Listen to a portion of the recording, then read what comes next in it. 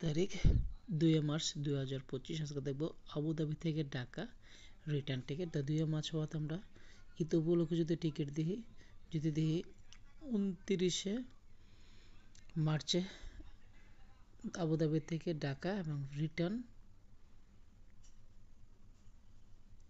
1 June 2025, অর্থাৎ 65 দিন ছুটি কাটিয়ে বাংলাদেশে আবার ফেরত আসা। রাউন্ড হয়ে একজন প্যাসেঞ্জারের ইকোনমিক ক্লাসে।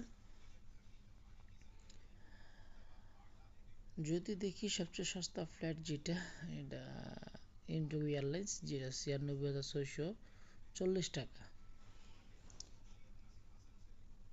যদি আরও সস্তা দেখি তাহলে দেখতে পাচ্ছি কাতার এয়ারওয়েজ, যেটা 94,053 টাকা, 7 ঘন্টা যেতে এবং আসতে, 13 ঘন্টা 10 মিনিট। ফ্লাইট এরকম হবে আবুধাবি থেকে দোহা, দোহাকে 55 মিনিট আপনাকে লেওভার করে দোহা থেকে ঢাকা, এবং আসার সময় ঢাকা থেকে দোহা 6 ঘন্টা 35 মিনিট বসে দোহা থেকে আবুধাবি। প্যাকেজ হিসেবে আপনি 30 কেজি চেকিং এবং 7 কেজি হাতে 37 কেজি মাল নিতে পারবেন।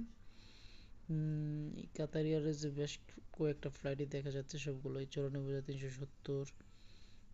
যদি সবসময় ফার্স্ট ফ্লাইট দেখি তাহলে কাতার এয়ারওয়েজ, যেটা 1,04,815 টাকা।